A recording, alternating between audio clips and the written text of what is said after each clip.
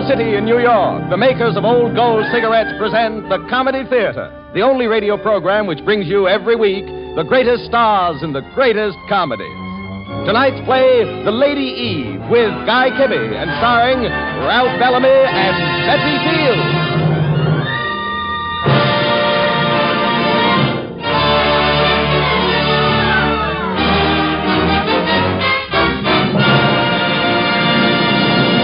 And here is the director of the Old Gold Comedy Theater, Mr. Harold Lloyd.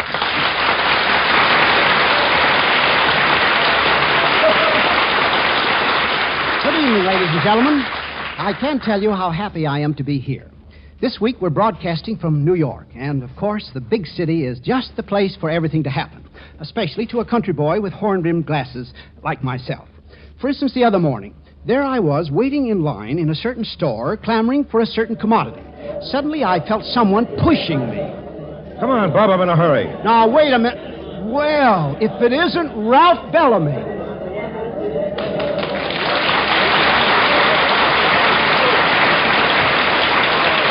Harold Lloyd, what are you doing in New York? Among other things, trying to buy a pack of Old Gold. Two minds with but a single thought. Wait a minute, Ralph. Don't move. Huh? I'm doing the Lady Eve on the Old Gold Comedy Theater this Sunday night. You'd make the perfect hero, Charlie Pike. Ralph, you're my man. Pardon me, gentlemen, I'm in a hurry and... Oh, sorry. Ladies first, everywhere but on a cigarette line. Well, Betty Fields.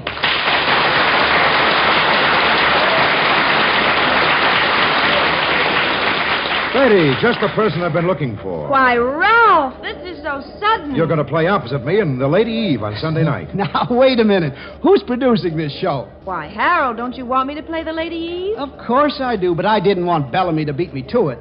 It's yours, Betty. Out of my way, please. Out of my way. Somebody mentioned Old Goals. Where? Now, look, mister, we're all... Well, Guy Kibbe. Thank you. Thank you very much.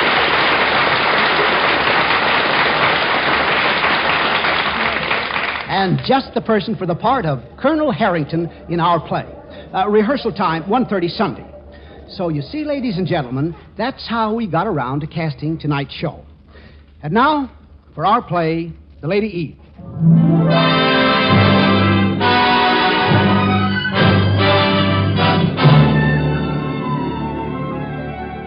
Just what do you know about archaeology? Well, if you know that it's a study of snakes, you're either a crossword puzzle addict or one of the select tiny group which includes a young man who's heir to $100 million, one Charlie Pike. Right now, in the luxurious salon of the steamship Southern Cross, a liner bound from South America to New York, every feminine glance is cast coyly, boldly, languorously, and even wantonly in one direction. But Charlie Pike, the center of it all, sits there absorbed in a thick book entitled Are Snakes Necessary?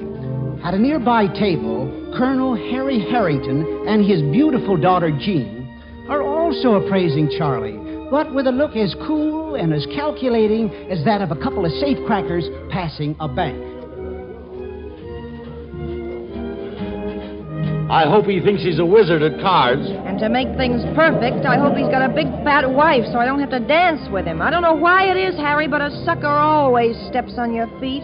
Don't be vulgar, Gene. Let us be crooked if we must, but never common. Shh. He's getting up from the table. He's coming this way. Don't worry, Harry. Watch me go to work. What are you going to drop? Your modesty? I dropped that years ago. Mine is the direct approach. I'm going to drop the sucker himself. Watch this. Why don't you look where you're going? Why don't I look? Well, you're See what the one... you did to my shoe. You knocked the heel off. I did? Well, I certainly am very sorry. Well, you can just take me right to my cabin for another pair of slippers. Yes, it's the least I can do, isn't it? Oh, by the way, my name is Pike. Everybody knows that, and I don't see the reason for all the commotion. Incidentally, this is my father, Colonel Harrington. How do you do, sir? My I'm name's sorry Jean. Come on. I'll see you later, Daddy dear. Now, don't be long, children.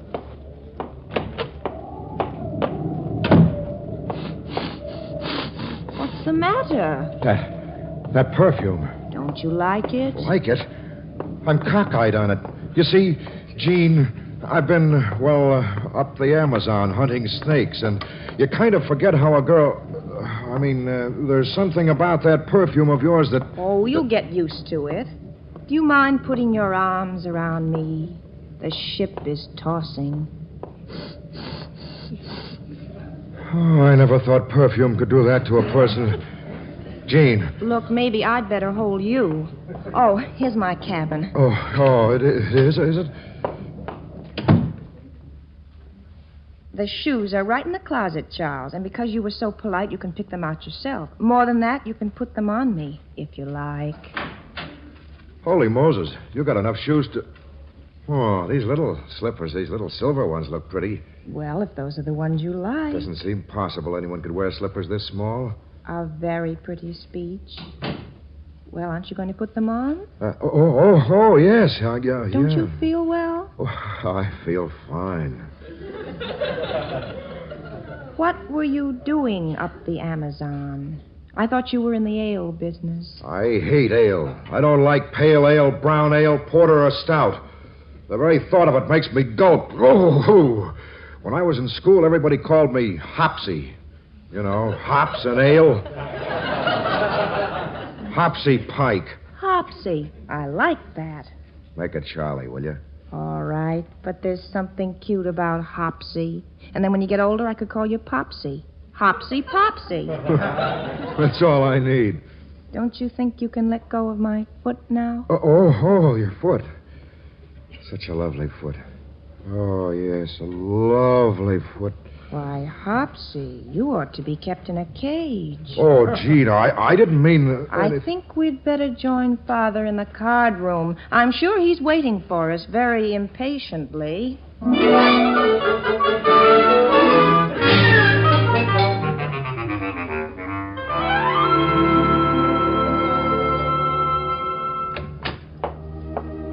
didn't mind my asking you to come out here? Well, it wouldn't be very polite if I said I did, would it? No, I don't suppose it would. And it wouldn't be true, either. You've got the darndest way of bumping a fella down and then bouncing him up again. And then bumping him down again. I was just going to say, I can imagine life with you would be a series of ups and downs, lights and shadows, irritation sometimes, but so much happiness. Why, Hopsy, are you proposing to me so soon? Oh, no, of course I'm not. Then you ought to be more careful. People have been sued for much less. You certainly are a funny girl for anybody to meet after he's been up the Amazon for a year. It's a good thing you weren't up there 2 years. You're very beautiful. Are you sure it isn't the perfume? Jean, please. Tell me something, Hopsy. Why didn't you ever marry? You are old enough, you know. Well, I guess I never met her, that's all. Why didn't you ever marry? Same reason, I suppose. Never met him. When I marry, it's going to be somebody I've never seen before. He'll sort of take me by surprise. Like a burglar? The night will be heavy with perfume, and all of a sudden, I'll hear a step behind me, and somebody whispering in my ear. Jean. Oh, Hopsy.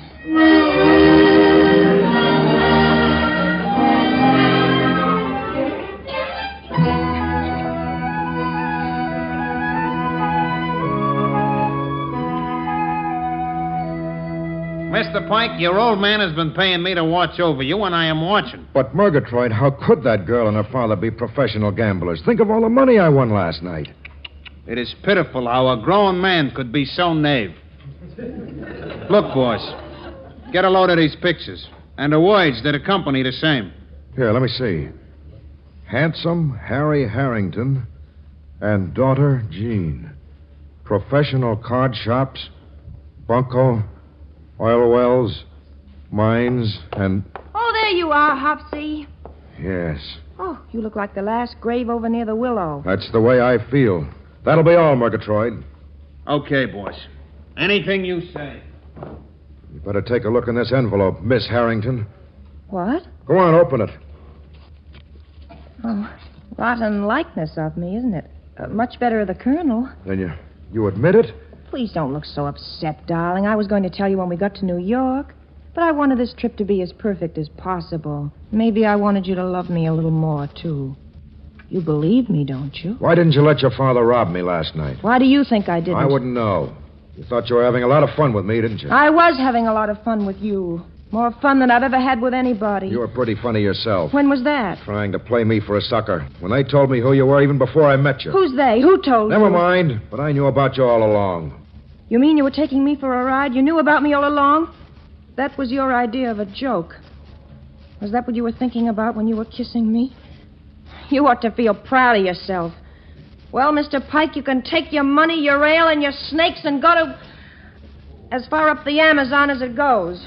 But get this straight, Hopsy Popsy. Charles is the name. I'm going to get even with you if it's the last thing I ever do. And don't say I didn't warn you.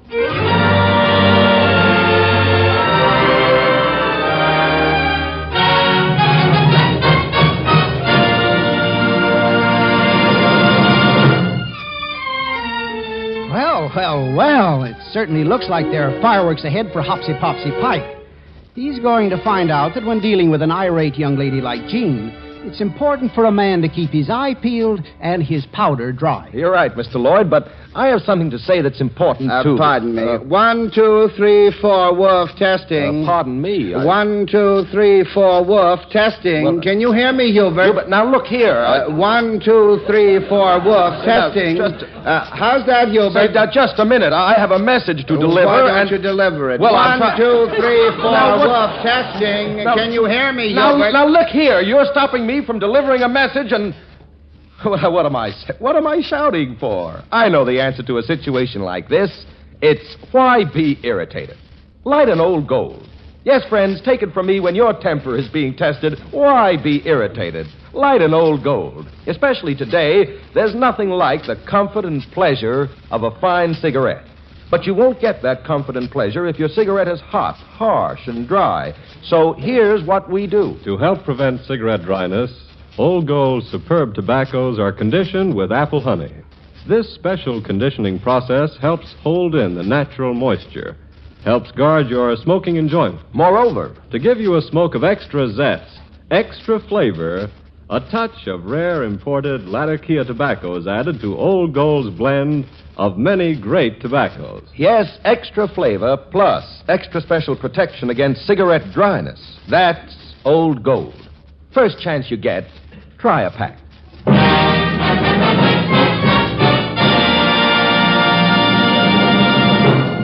And now, back to the Old Gold Comedy Theater presentation of The Lady Eve, starring Ralph Bellamy and Betty Field with Guy Kibbe. All right, Mr. Lloyd. Well, it's second act curtain time in the Old Gold Comedy Theater. And we find our woman scorned, Jean Harrington, still trying to forget snakes, love, and especially Charles Hopsy Pike. Right now, Jean and her father are sitting in the Turf Club box at Belmont Park, throwing away their hard-earned cash in a hopeless attempt to outguess the police.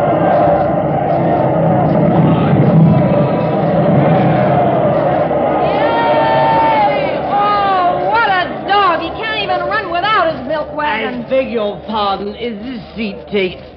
Why, handsome Harry. Bless my soul. Oh, it's you. Well, hello. And the little lady. Oh, still as pretty as a pack of aces. Hello, Pearlie. How's it going? It's Sir Alfred at the moment, my pretty. Sir Alfred McGlennon Keith, KCB, at your service. What's your pitch these days, Sir Alfred? Well, as a matter of fact, I have a little nest on the edge of a town called Bridgefield in Connecticut, a city full of mugs. I mean, millionaires. Bridgefield? That's very interesting. How do you bait your trap, Pearlie? Sir Alfred. Well, I have my horses, I have my dogs, I have my little house, I have my antiques. We play a little game here and a little game there, and then we play somewhere else. My dear boy, it's a dream. Tell me something, Sir Alfred. Do you know the Pikes? Know 'em? I practically swill their ale. No, Do Jeannie. you know Charles Pike? Oh, is that the backward boy who's always toying with toads and snakes and things? I think I've seen him slinking about. He isn't backward. He's a scientist. Oh, so that's what's wrong with him. I knew he was peculiar. Sir Alfred, could I visit you sometime? Could you visit me? As your niece as my niece. Now, why don't you stop talking nonsense, I want Jean? to see that guy. I've got some unfinished business with him. Oh, but, my dear, to be my niece, you'd have to be English. I've been English before, and I shall be as English as necessary on this occasion, Uncle Alfred. And when I get through with that snake lover on his home grounds, you two vultures can have what's left of him.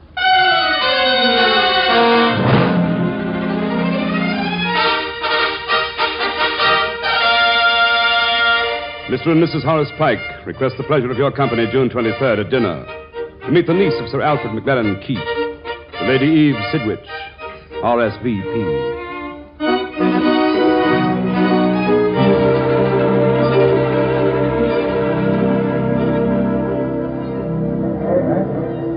Sir Alfred McLellan Keith, KCB, the Right Honorable the Lady Eve Sidwich. Pearlie, I'm scared. Nonsense, my dear. Well, here comes Horace Pike, Charlie's old man. Get a load of him and breathe easy. Well, how are you, Glenny? Glad to see you, you old lime juicer, you. This is your niece you've been telling me about, eh? Eve, darling, your host this evening, Horace Pike. Charmed, Mr. Pike. Look, lay off that Mr. stuff. Just call me Horace. Horace, how ripping. What? Oh, but of course you must call me Eve. Evie? Great. Well, I'll toddle off and have me a scotch and soda, if you don't mind.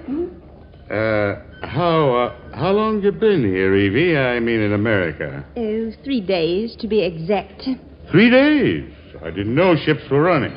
Oh, that young man who just walked into the room. Who's he? Oh, that's my son. I think I'd like to meet him. I don't know why, but you asked for it. Oh, Charlie. Yes, Dad? Charlie, I want you to meet the Lady Eve Sidwich. How'd you do? Well... What's the matter, Horace? Isn't your son feeling well? Some days he's brighter than others. What I mean to say is, haven't we met before? But of course, your father just introduced us. It's not the same voice. It's the face. Oh, you mean we might have met before? Could it have been in Biarritz? No, but it could have been aboard the SS Southern Cross on the way up from South America. I'm afraid it couldn't have been. You see, I've never been to South America. Never been to South What's the matter with you, Charlie? Didn't you hear what she said? But she must have been. She looks so much like... You know out a door, hearing about the Southern Cross and the girl you apparently met. Why don't you tell me about her, Charles? Shall we go into the garden? Well, yes, I'd like that. I'd like that very much. Well, I'll be jiggered. Maybe I should have studied snakes. Now, what did you say this girl's name was? The one on the boat? Jean. You were in love with her? I'm not too sure. I can't tell whether it was her or the perfume. I say, have you caught cold? I don't know. It's just that you and, well, somebody else are all mixed up in my mind. Well, suppose we sit down and talk. This seems to be the beginning of a beautiful friendship, and I've been waiting for a moment like this for ever so long. Well, before we go any further, I may as well tell you, I have a strange hobby. You see, I know. You're fond of snakes. That doesn't make any difference to you? No. In fact, I like certain snakes better than certain people.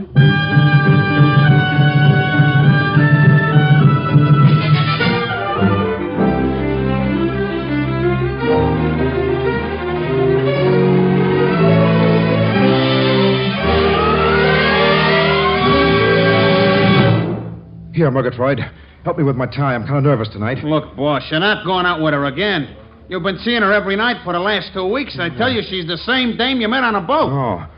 It may be different perfume, but it's the same dame. Accent or no accent. No, Murgatroyd. Why should she do anything like this? I don't know. Maybe she wants you to fall for her again. Do I look that dumb? You wouldn't be the first one. I knew a guy who married the same dame 3 times. And then he turned around and married his aunt. No, don't you see? If she wanted to pretend to be someone else, she would have altered her appearance. But she didn't dye her hair, and she didn't pretend she'd never seen me before. So I'm on my way to the garden, Murgatroyd, to propose to the most wonderful girl in the world, the Lady Eve. Oh, I ask you, what can you do with a guy like that? So long, Murgatroyd.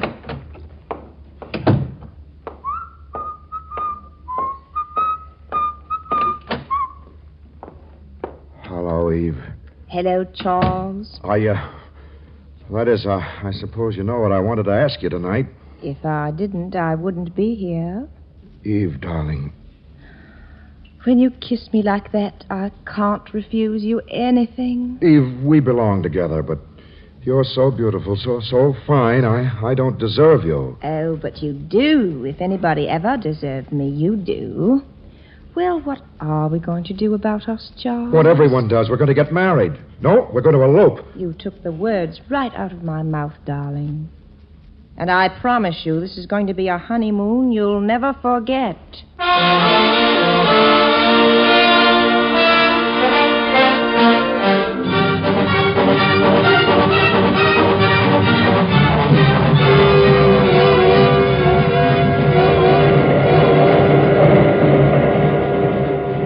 Well, dearest, I don't know just what you're supposed to say to your wife at the beginning of a honeymoon, but... Honeymoon? Oh, I think this one is so much more pleasant than the last one. What? The last one? Oh, Charles, I'm afraid I didn't tell you.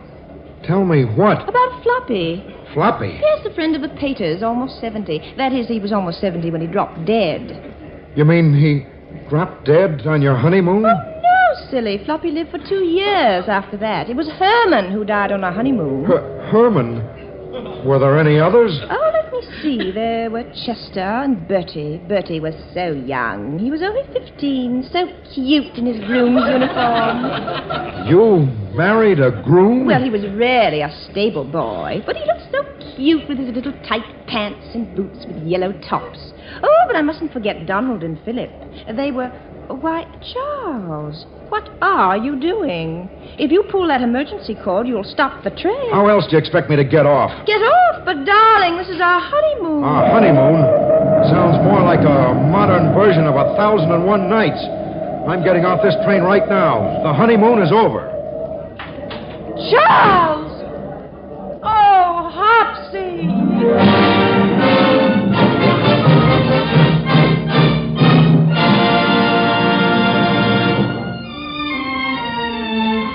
Poor Jean. Her beautiful idea to revenge herself upon Hopsy Popsy Pike has backfired and proved to be a boomerang. The Lady Eve is certainly in a fix. So was I, Mr. Lloyd. Last Sunday night. It was New Year's Eve, remember? Yeah, so it was, Ben Grauer.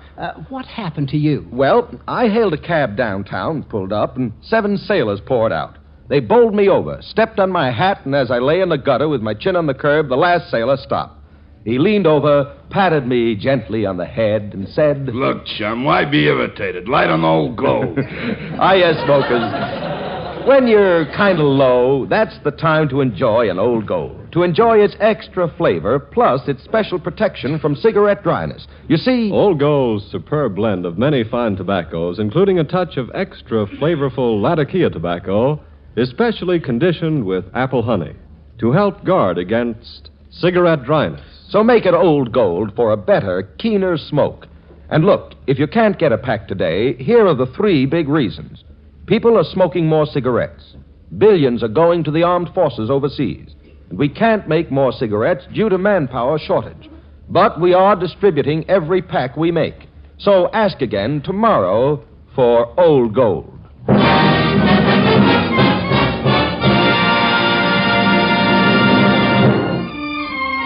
Now, back to Act 3 of the Old Gold Comedy Theater presentation of The Lady Eve, starring Ralph Bellamy and Betty Field with Guy Kibbe. All right, Mr. Lloyd. Well, the story Old Gold's bringing you tonight certainly tops the regular Hollywood formula. Because in The Lady Eve, just this far, boy has lost girl twice. But before we lose the track of the proceedings, let's look in on Mrs. Charles Pike, formerly the Lady Eve Sidwich and formerly Miss Jean Harrington. Jean is sitting in her father's hotel room just 2 days after being deserted by her husband, the frustrated and disillusioned Hopsy, of Pike's Ale fame. She has just put in a long-distance call to Pappy Pike in Bridgefield, Connecticut.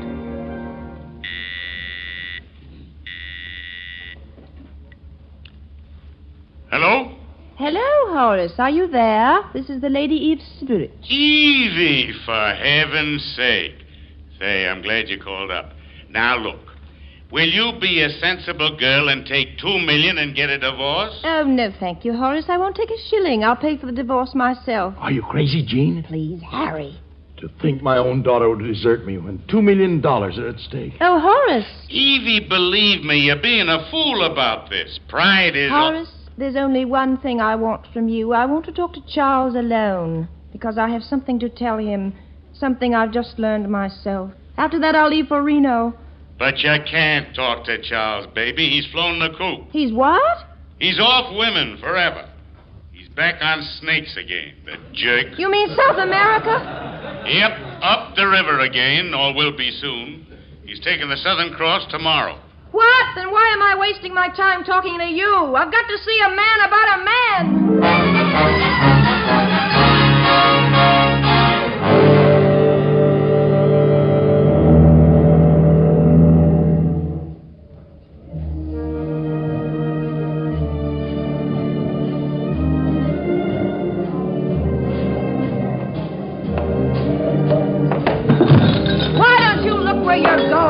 Why don't you... You... Hello, Hopsy. Good evening. It's really you, Jean. Hello, Hopsy. I don't know if I'm dreaming, but I'm not taking any chances. Let's get out of the deck, Jean. Yes, Hopsy. But my dear fellow... Oh, Colonel, I'm delighted to see you. We must play cards this trip. Lots of cards. Oh, boy, some champagne for the Colonel. Come on, Jean. I doubt if this is going to be a very profitable trip.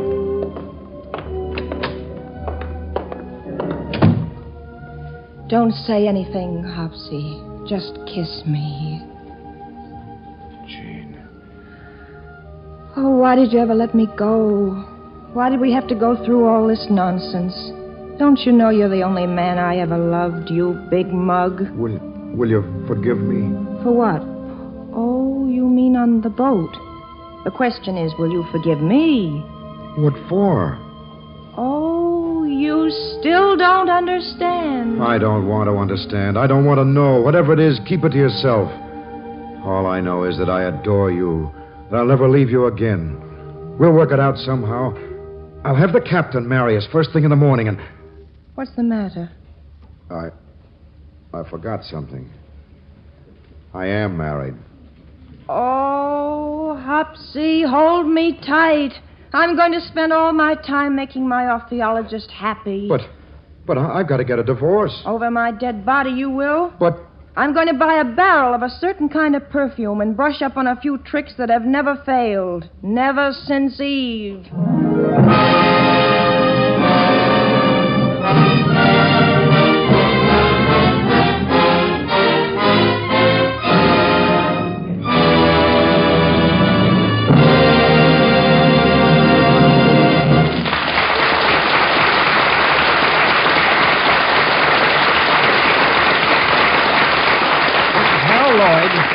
This is Guy Kibbe. This is Ralph Bellamy. This is Betty Field. Saying good night to you for Old Gold.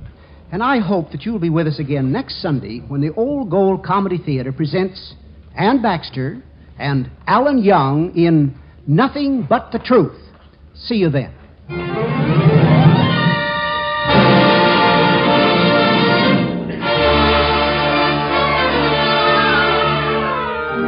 The Lady Eve was presented through the courtesy of Paramount Pictures, whose latest production is Here Come the Waves. Music for tonight's program was composed and conducted by Charles Paul. Betty Field, who is starring in the motion picture version of Tomorrow the World, appeared through the courtesy of Alfred de Liagre. Ralph Bellamy has just completed for Hunt Stromberg, Guest in the House, soon to be released. And now, until next Sunday night, remember, don't let little annoyances get you down. Why be irritated? Light an Old Gold. Its tobaccos are conditioned to help guard against cigarette dryness, to give you more smoking pleasure. This is Ben Grauer saying goodnight for Old Gold. This is the National Broadcasting Company.